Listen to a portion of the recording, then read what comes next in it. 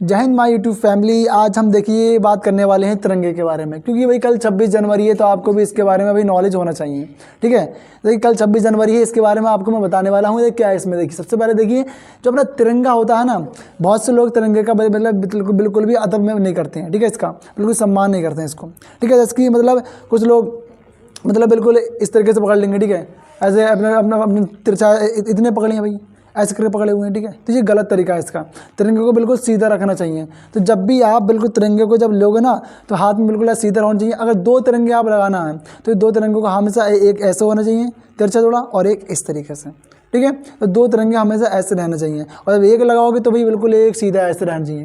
ठीक है, बिल्कुल इतने पे सीधा अपना, क्लियर, इतना सीधा होना चाहिए। उसके बाद इसमें देखिए 3 कलर हैं। इसमें देखिए मेन कलर जो अपने हैं वो कितने हैं, इसमें 3 है। ठीक है, एक ऐसा ग्रीन, ठीक है, वाइट, और एक जो अपना केसरिया, सफ़ेद और हरा।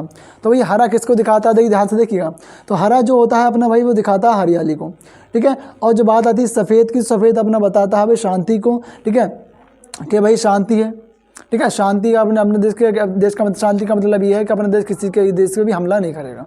ठीक है, लेकिन हाँ अगर कोई दूसरा करेगा तो बीच में छोड़ भी नहीं देगा। ठीक है, उसे मारेगा अपना देश, पिटेगा थोड़ी। अब देखिए इधर बात आती है केसरिया की। ठीक है, तो केसरिया जो होता है, अब जो केसर दिखाता है बलिदान को। ठीक है, तो क्या दिखाता है, हरा रंग हरियाली, सफ़ेद रंग किसको दिखाता है भैया, शांति को, और केसरिया रंग दिखाता है भाई बलिदान को। क्लियर। उसके बाद अब आती है चक्र की। इसमें जो चक्र है भैया, देख चक्र आपको दिख रहा होगा यहाँ पे। ठीक है, चक्र, तो भाई चक्र जो होता है अपना वो चक्र बताता है भाई इसमें 24 तेलियाँ होती हैं चक्र के अंदर, और 24 तेलियाँ ये हमें बताती हैं कि 24 घंटे, पूरे 24 घंटे देश की सेवा में, विकास में लगे रहो। ठीक है, ये हमें जिसकी तेलियाँ 24 चक्र से हमें बताती हैं। क्लियर। लेकिन भाई अब एक बात और भी है कि अगर आपको कहीं भी रोड पे कहीं तिरंगा पड़ा मिल जाता है सड़क पे, ठीक है, अब लोग जानबूझ के तो कोई फेंकता भी नहीं है वैसे भी। ठीक है, अगर वो मिल भी जाए आपको, ठीक है, तो बाई चांस मिल जाए तो उठा के आप उसको रख लो। ठीक है, उठा के अच्छी जगह पर उसे लगा दो या फिर बढ़िया करके। ठीक है, और एक बात और कि जब भी आप अपना झंडा लगाओगे ना, तो सबसे ऊँचा अपना झंडा होना चाहिए।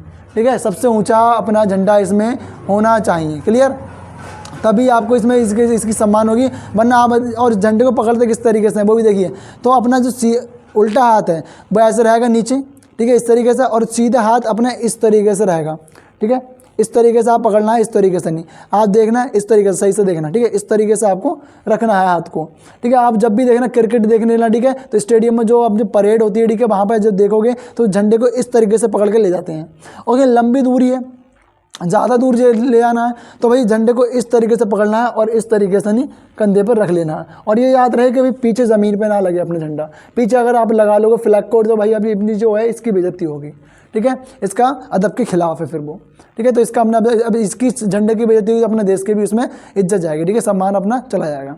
तो इसलिए इसका बहुत अदब करना चाहिए झंडे का अपना। ठीक है, तिरंगे का, ये अपने देश की शान है।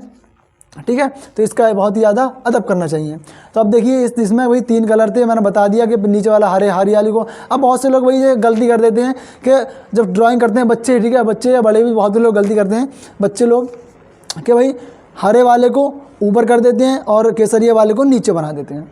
ठीक है, तो वो उनसे गलती हो जाती है। ठीक है, गलत बन जाता है। तो इसके याद करने के लिए एक ट्रिक है, वो याद रखना कि सबसे देखिए हरियाली, हरा रंग हरियाली को दिखा रहा है, तो हरियाली भाई कहाँ होती है, नीचे ज़मीन पर होती है, ऊपर तो कभी नहीं उगेगी ना, ऊपर कभी नहीं जाएगी हरियाली। तो इसलिए हरियाली नीचे होती है, तो हरा रंग नीचे।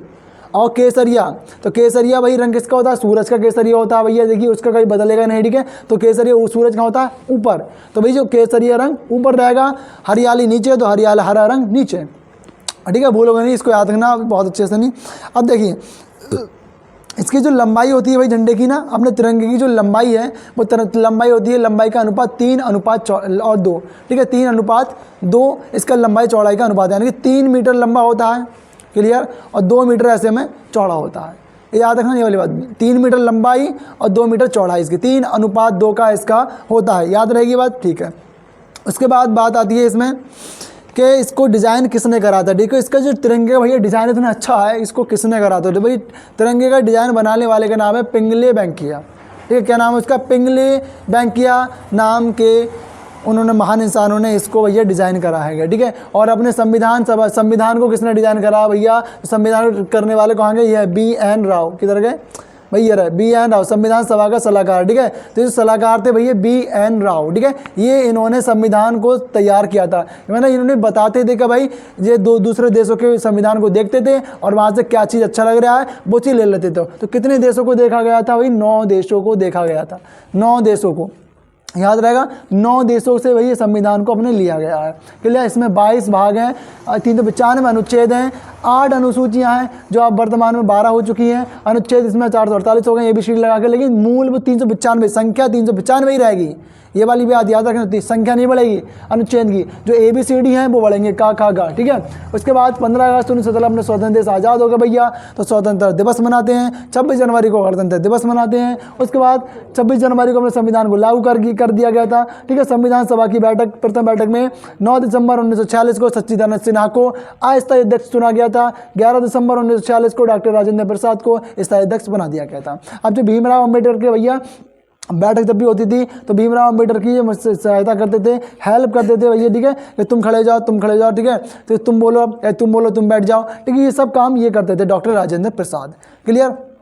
तो ये अपने सब ये तिरंगे की शान है भाई, जो आज अब जो भी शहीद होता है जवान उसके ऊपर एक कफन उसको मिलता है, ठीक है। इसका कफन उसको मिलता है, तो इसकी बहुत बड़ी शान है, तो इसको याद रखना, ठीक है। इसको कभी इसका मतलब बेअदब भी बिल्कुल मत करना, अदब के साथ। और आप 26 जनवरी पे इसको फहराओगे, बच्चों को भी फहराएंगे, तो उसको भी बताना कि इसका अदब क्या होता है, ठीक है। क्योंकि स्कूल में मुझे पता है बहुत कम बताया जाता है बच्चों को, क्योंकि मैं भी कोचिंग पढ़ाता हूँ, ठीक है। तो बच्चों से पूछता भी हूँ मैं, तो बच्चों को बहुत ही कम पता होता है कि मतलब इसकी लंबाई चौड़ाई क्या है, ठीक है। इसका कलर का मतलब कलर के क्या कहते हैं, 24 तीलियाँ क्या कहती हैं, ठीक है। जो चक्कर होता है इसमें 24 तीलियाँ क्या बताती हैं, हमें कुछ नहीं पता होता बच्चों को। राष्ट्रीय गान किसने लिखा, तो रविंद्रनाथ टैगोर, नहीं बता पाते हैं। राष्ट्रीय गीत किसने लिखा, वो नहीं बता पाते, बंकिम चंद्र चटर्जी ने लिखा, ठीक है। तो ये सारी चीज़ें आपको पता होनी चाहिए, बच्चों को ही बताया करो, ठीक है। थैंक यू, जय हिंद।